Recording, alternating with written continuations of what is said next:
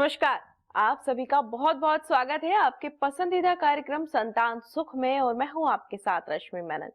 जैसे कि नाम से ही आप समझ गए होंगे, संतान सुख यानी कि संतान का सुख। जिनको संतान का सुख नहीं मिल पाता उनके लिए ये कार्यक्रम है, क्योंकि हर कोई इतना खुश नसीब नहीं होता कि उनको संतान की प्राप्ति हो जाए। बहुत से लोग बहुत ज्यादा खुश नसीब होते हैं कि आसानी से संतान प्राप्त हो जाती है, तो बहुत से लोग ऐसे होते हैं दर दर भटकते रहते हैं, मंदिरों में जाकर मत्था टेकते हैं, बहुत सारे क्लिनिक्स में जा चुके होते हैं, तो वहीं बहुत से लोग तमाम प्रकार के उपाय अपना चुके होते हैं, लेकिन उनको संतान की प्राप्ति नहीं हो पाती है। जब उनके पास मात्र एक ही चारा रह जाता है, आईवीएफ, लेकिन आईवीएफ भी फेल हो जाता है। आखिरकार क्यों ऐसा होता है, किस तरीके से आपको संतान की प्राप्ति होती है, यही सब बताने के लिए आज हमारे साथ स्टूडियो में एक बार फिर से मौजूद हैं जाने माने डॉक्टर राठी। तो आइए इनका स्वागत करते हैं। डॉक्टर साहब, आपका बहुत बहुत स्वागत है।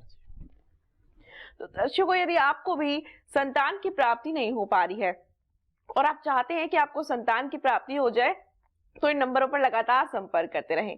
तो डॉक्टर राठी, अक्सर ऐसा होता है कि लोगों को संतान की प्राप्ति नहीं हो पाती, आईवीएफ कराने जाते हैं, फेल हो जाते हैं। आखिरकार ऐसा क्यों हो जाता है कि बार बार आईवीएफ फेल हो जाता है?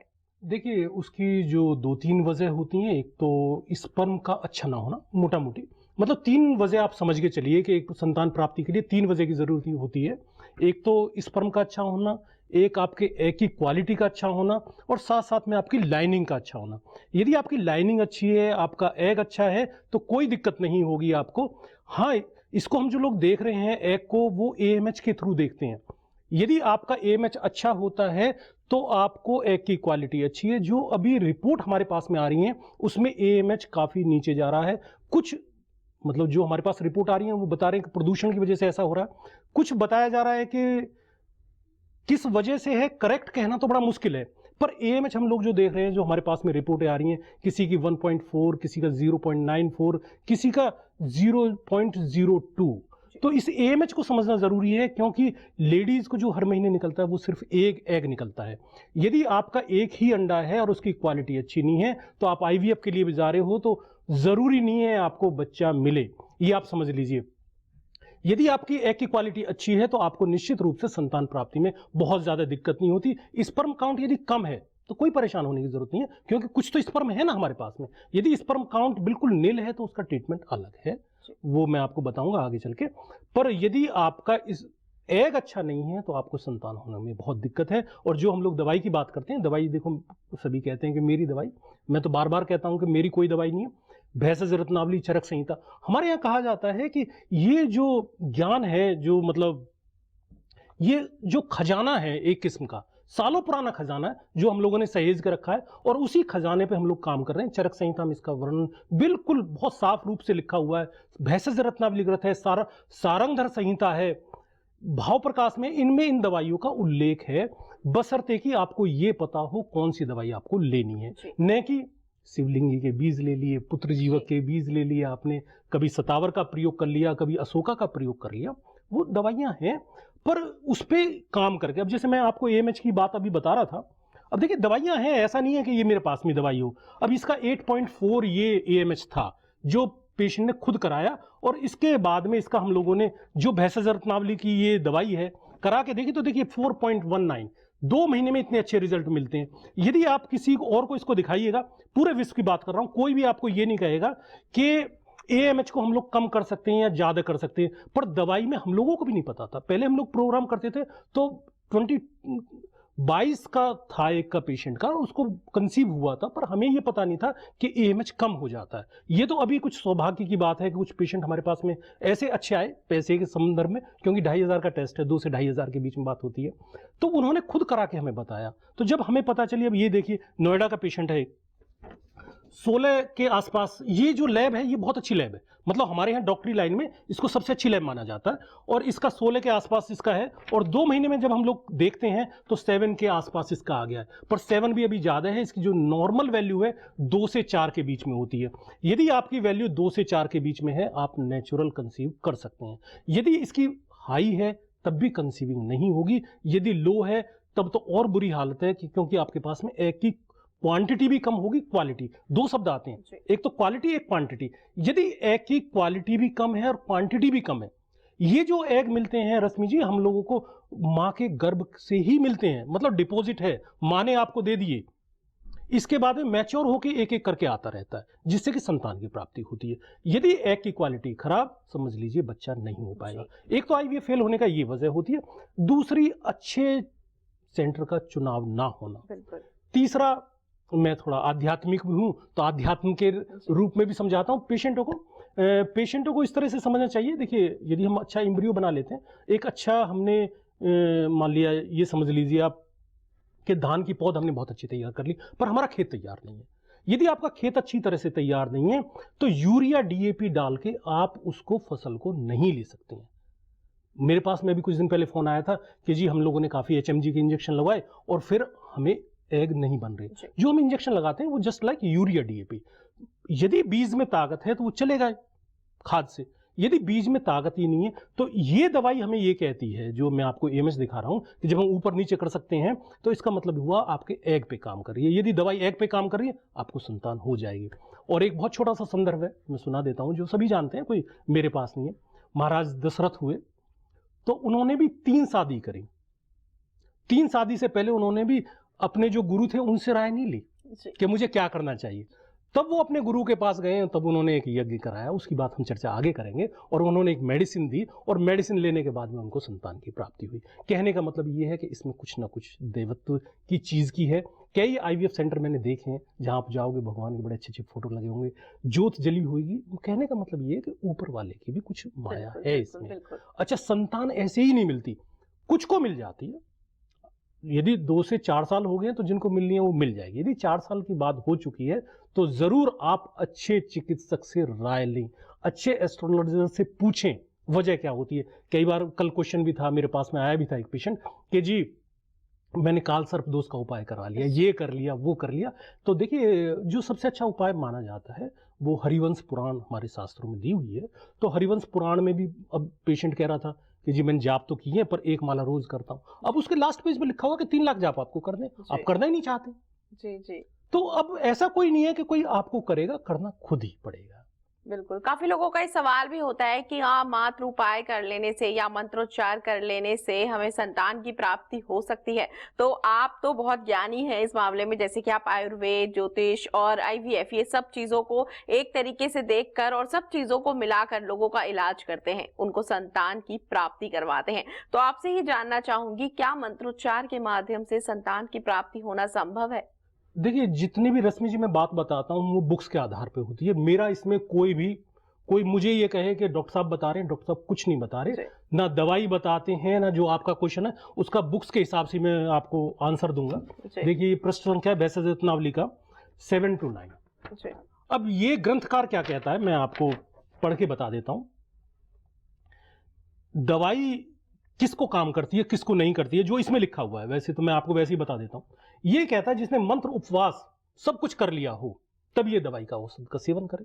अब ये ग्रंथकार कह रहा है कि जिसने मंत्र उपवास सभी दवाई खा ली हो तब भी उसको संतान प्राप्ति ना हुई हो तब इस दवाई का सेवन करे।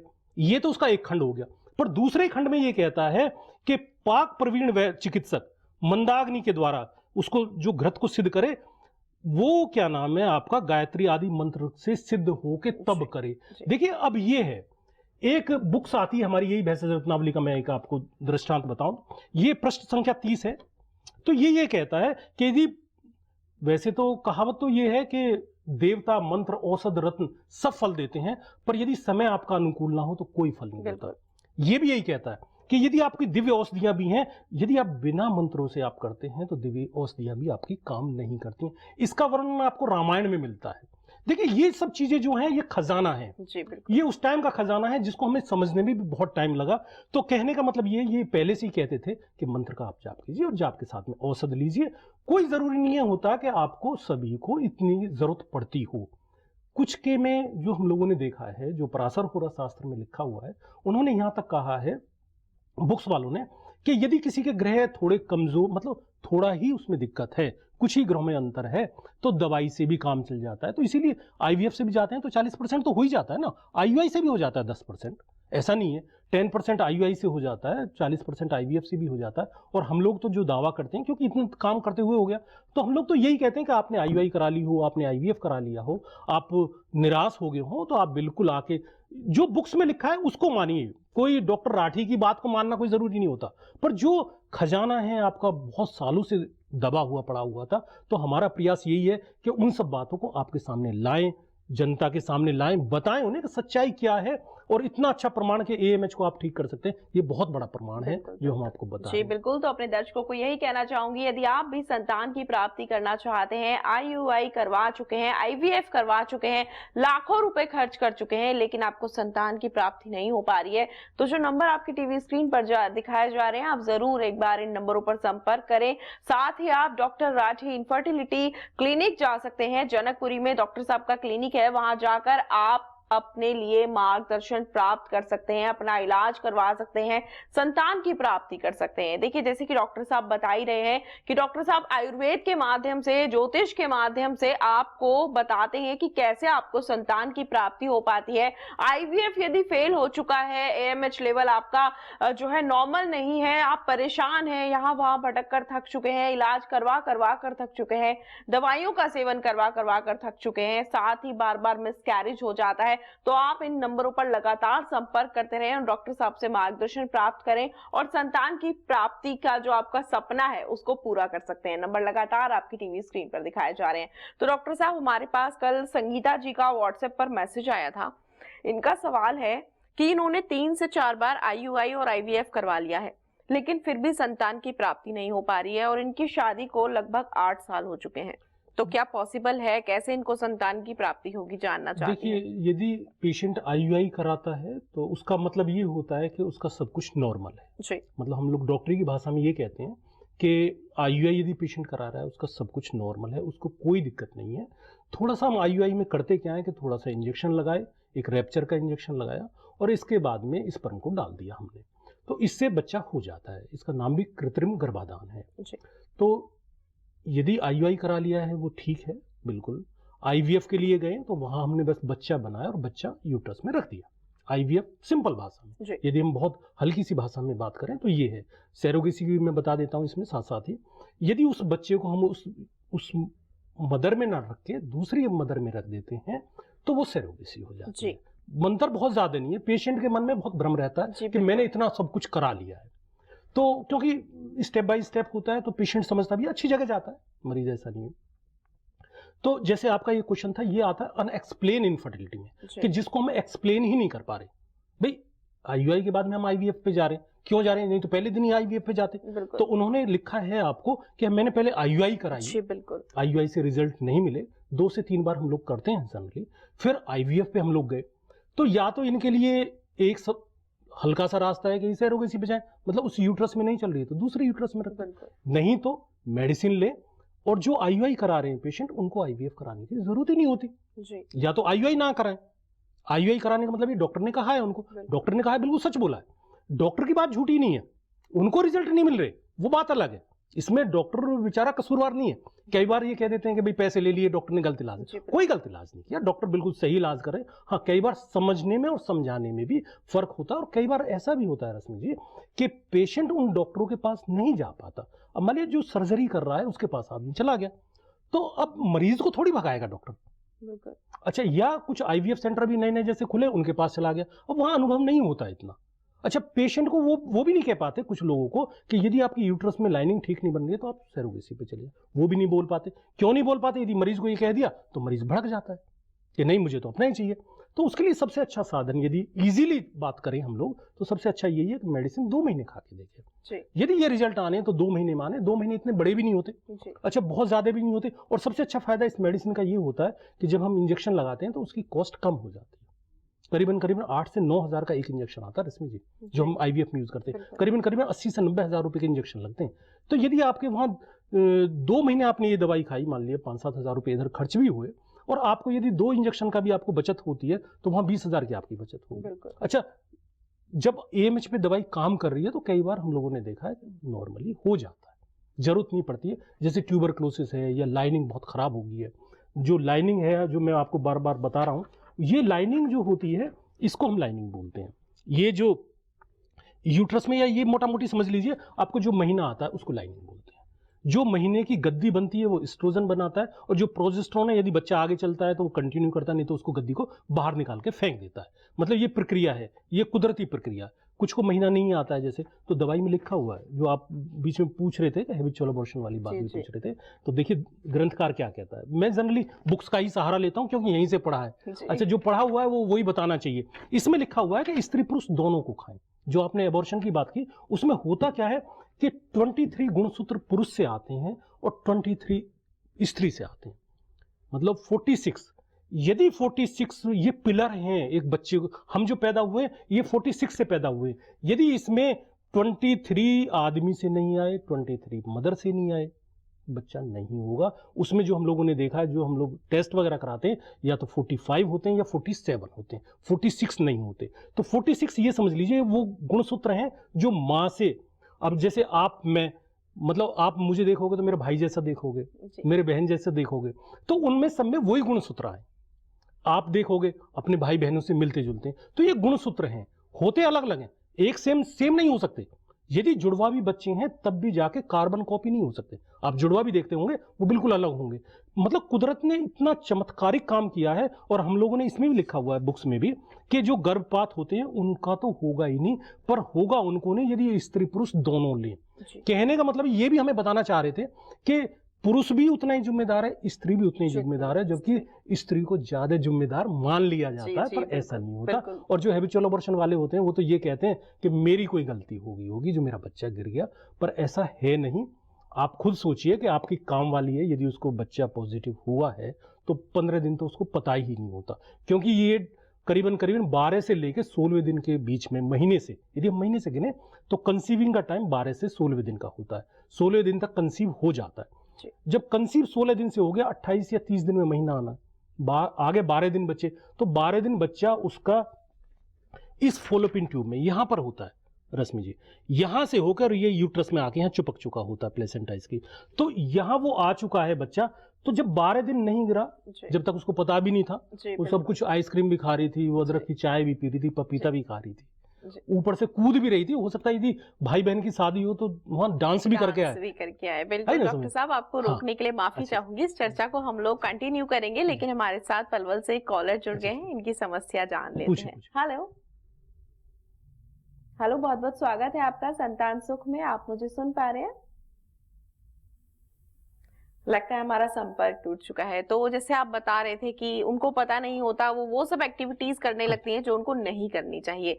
डांस करने लगते हैं, उछल कूद करने लगते हैं, वजन उठाने लगते हैं, जिसके कारण मिसकैरेज होता है। नहीं, उससे नहीं होता, यही समझाने, नहीं होता है। यही मेरा समझाने का मतलब था कि जब 12 दिन तक उसका पेशाब टेस्ट पॉजिटिव नहीं आया, उसको पता भी नहीं था भाई तू कंसीव है। कान कब खड़े होते हैं? जब उसका पेशाब टेस्ट पॉजिटिव आ गया कि बच्चा है। अब यदि कुछ हो गया तो अब साहब हमारी गलती थी। 12 दिन भी तो वो गलती कर रही थी ना। तो इसका मतलब ये है कि वो बच्चा नहीं गिरने वाला है। जो बच्चा चलेगा वो चलेगा, जो बच्चा नहीं चलेगा, जो नेचर है वो ये चाहती है कि बच्चा वही चले जो सही हो। यदि बच्चा सही नहीं है तो नेचर उसको निकाल देती है, ब्लीडिंग हो जाएगी, ब्लीडिंग के बाद में बाहर आ जाएगा। पेशेंट क्या सोचेगा कि मेरी गलती, मरीज की इसमें कोई गलती नहीं है। मेरा समझाने का ही मतलब यही है कि मरीज इसके लिए उत्तरदायी नहीं है। इसके लिए उत्तरदायी तो उसका स्पर्म और उसका ओवम, उसके जो गुणसूत्र हैं वो हैं 23 उधर से और 23 इधर से। दोनों ही बराबर, दोनों ही बराबर हैं इसमें, दोनों ही बराबर के गुनहगार हैं। अगर ऐसा होता है, यदि हम शब्द कहें गुनहगार कह सकते हैं, पर वो गुनहगार नहीं है। मतलब ये कह सकते हैं दोनों की ही गलती हो सकती है, या एक को दोष देना गलत है इसके? नहीं, एक को क्या, दोनों को ही, किसी को भी दोष देना गलत है जी। मतलब वो उनके विचारों के हाथ में थोड़ी है। जी जी बिल्कुल, ये तो सही बात है। मतलब गुणसूत्र हैं वो नहीं मैच कर पा रहे हैं या नहीं चल पा रहे हैं, तो उसमें मेडिसिन में लिखा हुआ, मेडिसिन में कहा है कि 2 महीने आप मेडिसिन लीजिए। इनको ना मंत्र जाप करने की जरूरत, ना कुछ करने की जरूरत। बिल्कुल बिल्कुल, दवाइयों को ही जरूरत पड़ती है जी। बिल्कुल, देखिए जनरली संतान तो अपने आप ही होती है ना। बिल्कुल, इलाज की तो बात ही नहीं। अब क्या करें कि AMH कम हो गया, एक की क्वालिटी कम हो गई, अपनी एक की क्वालिटी ठीक कीजिए 2 महीने में। आप जाके जरूरत हो तो IVF कराइए। हमारे यहाँ IVF होता है, सेरोगेसी भी होती है। इसके साथ साथ में IUI हम लोग नहीं करते हैं जनरली। पेशेंट से कह देते हैं जहां मन कर रहा है आप वहां करा लीजिए। मैं तो दवाई के लिए भी कह देता हूँ कि दवाई भी मुझसे मत बनवाइए आप। दवाई आप ये की बहसनावली अपने पास में कोई चिकित्सक को पकड़िए, वहां बनवाइए और वहीं खा लीजिए और आपका काम हो गया। हमारा काम कोई दवाई ववाई देखना नहीं है। अच्छा, हम कोई इलाज नहीं करते। मैं तो कह देता हूँ पेशेंट से जो इलाज कराना, संतान प्राप्ति उसका 100 संतान की प्राप्ति करवा देते हैं। बिल्कुल, तो मन के अनुकूल संतान। बिल्कुल, ये तो मतलब संतान सुख प्रोग्राम का नाम। ऐसी भी ना हो संतान जो आपको आगे दुख दे। बिल्कुल, बहुत अच्छी बात। तो वो यही कहा गया है, लोगों ने भी यही कहा है कि आप इस तरह से कीजिए तो आपको वो संतान प्राप्ति होगी जो आपके मन के अनुकूल हो। जी जी, बिल्कुल आपने सही कहा। कॉलर हमारे साथ जुड़ गए हैं, इनकी समस्या जान लेते हैं। हेलो। हाँ जी जी, स्वागत है आपका संतान सुख में। नाम बताएं अपना। विजय जी, आप क्या जानना चाहती हैं? डॉक्टर साहब आपको सुन पा रहे हैं, क्या सवाल है आपका? मेरी बेटी प्रवक्ता ना है जी। थोड़ा सा ऊंचा बोलें, आपकी आवाज नहीं मिल पा रही है। मेरी बेटी प्रवक्ता ना हुआ है। अच्छा, बेटी को संतान प्राप्ति नहीं हो पा रही है जी। हाँ जी। देखिए, ऐसा कीजिए, आप उनसे कहिए व्हाट्सएप पे ये जो नंबर चल रहे हैं इन पे व्हाट्सएप नंबर है, और आप वो कागज अपने भेज दें। और या शायद ये पलवल से हैं, शायद यदि पलवल से हैं तो दिल्ली उनको भेज दीजिए। कोई चार्ज नहीं है बात करने का, निःशुल्क है। मुझसे मिल सकते हैं, मेरी वाइफ हैं डॉक्टर निशी राठी, उनसे मिल सकते हैं आके। मैं यदि बाहर रहता हूं तो वो होती हैं, और वो मेरे से भी ज्यादा योग्य हैं क्योंकि वो मुझसे ज्यादा काम कर रही हैं पहले काफी दिनों से। मैंने वैसे शुरुआत भी मतलब पेशेंट उन्हीं के पास आते थे तो मैं तो दवाई बना के देता था, तो उनको पूरी जानकारी होती है। तो आप उनसे मिलें, और मिलने के बाद में जरूरत हो तो आप मुझसे मिलें। और जो बुक्स में लिखा हुआ है हम लोग जनरली उन्हीं चीजों पर डिस्कशन कर रहे हैं और वही चीज देते हैं। कोई ऐसा कुछ नहीं है, बाहर से कुछ नहीं देते। तो मैं नहीं समझता हूं कि संतान ना हो पाए। ये हम लोग 101% सोच के चलते हैं कि आपको संतान दे सकते हैं, और हमारे पास ये सब चीजें हैं। और इसे कहने में मुझे कोई भी बिल्कुल भी ये नहीं लगता है कि हम लोग आपको कोई मिसगाइड कर रहे हैं। बिल्कुल संतान प्राप्ति संभव है आज की डेट में, क्योंकि हमारे पास में बहुत अच्छी अच्छी चीजें, टेक्नोलॉजी भी है हमारे पास में और मेडिसिन भी है। तो आपको निश्चित संतान प्राप्ति होगी, आप आके मिल लीजिए।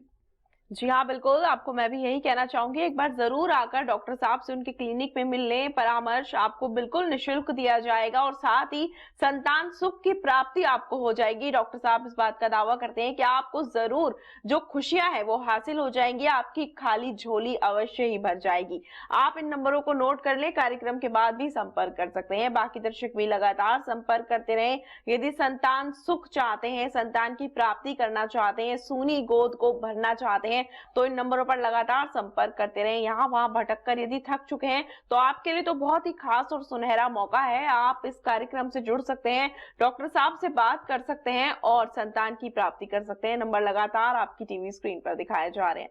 तो डॉक्टर साहब, अक्सर ऐसा भी होता है कि कुछ लोगों की एक ट्यूब खराब हो जाती है, तो क्या उनको संतान प्राप्ति होना संभव है? क्योंकि उनके लिए बहुत ज्यादा कहते हैं ना टेंशन मुद्दा बन जाता है टेंशन का, कि उनको एक ट्यूब में पहले ही प्रॉब्लम है, लेकिन जिनकी दोनों ट्यूब ठीक होती है उनको भी कभी कभी प्रॉब्लम आ जाती है और इनके लिए तो और ज्यादा परेशानी बढ़ जाती है, समस्या बढ़ जाती है। तो क्या उनको संतान प्राप्ति हो सकती है? देखिए, निश्चित रूप से ऐसा कुछ नहीं है। जो मैं आपको दिखा रहा था। देखिए, ये जो कुदरत ने हमको दी है, जैसे 2 आंख दी हैं, ऐसे ही 2 फॉलोपिन ट्यूब हमें दी हैं।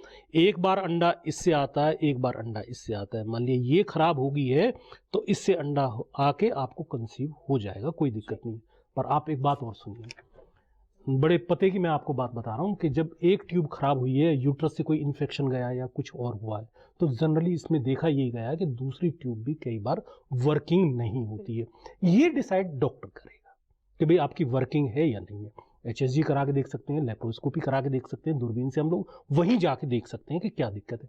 हो सकता है कोई ट्यूबरकुलोसिस का इन्फेक्शन रहा हो सकता है वैसा इन्फेक्शन रहा हो। कई बार यूट्रस की जो लाइनिंग, मैं आपसे बार बार जो जिक्र करता हूँ लाइनिंग का, तो वो लाइनिंग नहीं चल पाती है, तो वजह यही होती है। यदि देखिए किसी को बच्चा होना है तो हो जाएगा, यदि वो दोनों साथ साथ रह रहे हैं, जांच की भी जरूरत नहीं होती है। पर यदि इतने सालों बाद नहीं हो रहा है तो आप उस ट्यूब को लेप्रोस्कोपी से ध्यान से दिखवाइए और डिसाइड कीजिए कि भाई क्या करना है। हम लोग जो करते हैं वो मेडिसिन खिलाई 2 महीने, और 2 महीने के बाद में जरूरत हुआ तो IVF हम लोग कर देते हैं और बच्चा उसको हो जाता है। कुछ को नहीं हो पाता है तो थोड़ा ज्यादा परिश्रम हम लोगों को करना होता है उसमें। तो वो सब चीजें पेशेंट टू पेशेंट डिपेंड करती हैं। प्रोग्राम में अचानक कह देना कि नहीं ऐसा हो जाएगा, वो गलत बात है, क्योंकि जब उसके कागज सामने होते हैं तब पता चलता है। और कई बार तो बहुत मतलब हम लोग देख रहे हैं कुछ पैकेजेस आ रहे हैं आजकल जिसमें गारंटीड बात कर रहे हैं, तो गारंटीड में ये हमेशा समझ के चलिए कि बच्चा आप अपना ही करवाएं। जैविक बच्चा हम लोग आपको दे सकते हैं जो बच्चा आपका हो, ऐसा नहीं। कई सेंटर ऐसा कर रहे हैं कि दूसरे के एम्ब्रियो उठा के आपको रख दिए कि भाई बच्चा नहीं चल रहा है तो हम अच्छे एम्ब्रियो ले लेते हैं, अच्छे स्पर्म ले सकते हैं। मेरा दावा ये है कि हम आपके स्पर्म से ही और आपके एग से ही आपको बच्चा दे सकते हैं। प्रोग्राम करने का भी मकसद यही है कि आप ऐसा मत कीजिए कि दूसरे का बच्चा आप लीजिए, क्योंकि वो इस तरह से ट्राई करते हैं कि पहले उनका ट्राई किया, नहीं चल रहा है तो एग बाहर से ले लिया, स्पर्म भी बाहर से ले लिया। अभी मेरे पास कल पेशेंट बैठा हुआ था, वो यही कह रहा था जी अब उन्होंने ये कहा है कि बाहर से ही एम्ब्रियो हम लेंगे और वो रखेंगे। ऐसा मत कीजिए। मतलब देखिए ये आपकी जो गुणसूत्र हैं ये आपकी धरोहर हैं। बिल्कुल। मतलब हम लोग पीढ़ी दर पीढ़ी देते आए हैं आगे, तो हम आपके ही गुणसूत्र आपको दे सकते हैं। तो आप प्लीज एक बार जरूर संपर्क करें ऐसे जो बेचारे परेशान हैं, मायूस हैं हर जगह से, और इसके बाद में जरूर आपको सफलता अवश्य मिलेगी। जी हाँ, बिल्कुल डॉक्टर साहब, आपने ठीक बताया। काफी केसेस ऐसे भी देखे जाते हैं कि कंसीव हो जाता है बेबी, लेकिन बेबी कंसीव होने के बाद 4th मंथ में बार बार मिसकैरेज हो जाता है या 5th मंथ में। मतलब कहने का ये है कि एक ही मंथ में बार बार कंसीव होने के बाद 3 या 4 महीने के बाद बार बार मिसकैरेज हो जाता है, तो उसका कारण क्या होता है? वही जैसे मैं भी आपको हैबिचुअल अबॉर्शन बता रहा था, उसका मतलब ये होता है कि 23 इधर से जुड़े, 23 उधर से जुड़े, उन्होंने एक सेल बनाई, एक सेल में डिवीजन हुआ, डिवीजन के बाद में हमारा शरीर बनना शुरू होता है। मोटी भाषा में मैं यदि आपको समझाऊं तो ये समझ लीजिए कि आपको जो सीमेंट है, आप एक बिल्डिंग बना रहे हैं और सीमेंट यदि आपका अच्छा नहीं है, यदि सीमेंट आपका अच्छा नहीं है तो बिल्डिंग कोलैप्स कर जाएगी। तो ये होता ही यही है कि कुछ दिनों के बाद में 3 या 4 महीने तक चलती है कि जैसे आपने 3 या 4 मंजिल बनाया और फिर आपने देखा कि वो पूरी की पूरी बिल्डिंग कोलैप्स कर गई। तो ये जो वजह होती है वो यही वजह होती है। और इन सब चीजों में ये दवाइयां यदि हम लोग दोनों को खिलाते हैं तो परेशानी खत्म हो जाती है। 101% हम लोगों ने, कई पेशेंट मेरे अभी एम्स के भी थे तो वहां का भी मतलब ये डिलीवरी भी हुई है उस पेशेंट को, वही था जो आप बता रहे हो, उसका 6 मंथ में होता था, कुछ का 4th मंथ में होता है, किसी का 3 महीने में हो जाता है। तो ये होता ही यही है कि मतलब मोटी भाषा में हम यही कहें कि एक बिल्डिंग हम बना रहे हैं तो उसमें सीमेंट की क्वालिटी अच्छी नहीं है, तो जैसे जैसे वो बढ़ती चली जाती है तो वो गिर जाती है। बिल्कुल बिल्कुल। तो इसमें ये दवाई बिल्कुल 101% काम करती है। और ये भी क्या, चरक संहिता की जो दवाइयां हैं वो भी काम करती हैं। पर उन दवाइयों को ना लें और उन दवाइयों को लेने के बाद ना सोचें कि हमें बच्चा हो जाए, कि आयुर्वेद का हमने बहुत अच्छा इलाज करा लिया। जो सही आयुर्वेदिक दवाई है वो आप लीजिए, जरूर सफलता। जी हाँ, बिल्कुल डॉक्टर साहब, कुछ लोगों का AMH बहुत ज्यादा हाई होता है, कुछ का बहुत ज्यादा लो होता है, तो नॉर्मल AMH कितना होना चाहिए जिससे कि बेबी कंसीविंग में कोई प्रॉब्लम भी नहीं आए और बेबी कंसीव हो जाए? सबसे अच्छी जो वैल्यू आती है हमारी जो डॉक्टरी में मानी जाती है 2 से 4 के बीच में, जी 2 to 4, 2 से 4 के बीच में। यदि 2 से नीचे है तो लो, यदि 1 पॉइंट कुछ है तो थोड़ा ही लो, और यदि उससे ज्यादा, एक और मैं बात बताऊं, यदि एज कम है और लो है, घबराने की जरूरत नहीं है। एज ज्यादा है, लो है, तब दिक्कत है। मतलब यदि आपकी एज कम है तो हम उन एग को ठीक करके आपको उन्हीं से बच्चा कर सकते हैं। यदि आपका एज ज्यादा बढ़ रही है, पेशेंट आते हैं 45 साल के, 45 ईयर्स, अब 45 ईयर्स में उसको महीना जाने वाला है, मासिक धर्म उसका खत्म होने वाला है, उसका मतलब ये हुआ कि उसकी एग की क्वालिटी वैसे भी जा चुकी है। जब एग की क्वालिटी है ही नहीं तो कैसे करेंगे? तो उन मरीजों को ज्यादा वेट नहीं करना चाहिए। 2 महीने दवाई करो, थोड़ा बहुत अपना, जैसे हम लोग कहते हैं कि भगवान का नाम लो, जाप वगैरह करो, और इसके बाद में तुरंत यदि जरूरत हो तो IVF कराओ, नहीं तो सैरोगेसी पे निकल जाओ और बच्चा आप ले लो। मतलब वहां से हम लोग दे सकते हैं। 10% केस ऐसे होते हैं कि जहां वाकई सैरोगेसी में, मैं एक बात बता दूं, हम लोग जो देते हैं वो यही होता है कि आप ही का बच्चा हो। बिल्कुल, ये तो बहुत अच्छी बात है डॉक्टर मतलब साहब। ये नहीं है कि भाई किसी का भी बच्चा करके आपको दे दिया। मतलब कुछ लोग भ्रम पाले हुए हैं। बिल्कुल, वो भ्रम ही नहीं होना चाहिए आपके हिसाब से। मतलब आपके क्लिनिक में आने के बाद तो वैसे भी अपनी संतान की प्राप्ति हो जाती है। फिलहाल डॉक्टर साहब समय का अभाव है, हमें यहाँ रुकना पड़ेगा, लेकिन इतनी महत्वपूर्ण जानकारी देने के लिए और यहाँ आने के लिए आपको बहुत बहुत धन्यवाद। तो दर्शकों, यदि आप भी संतान की प्राप्ति करना चाहते हैं तो आप इन नंबरों पर संपर्क कर सकते हैं, डॉक्टर साहब से क्लिनिक में आकर मिल सकते हैं, निःशुल्क परामर्श प्राप्त कर सकते हैं। फिलहाल समय का अभाव है, हमें यहाँ रुकना पड़ेगा। आपसे होगी फिर से मुलाकात, तब तक के लिए दीजिए आज्ञा। नमस्कार।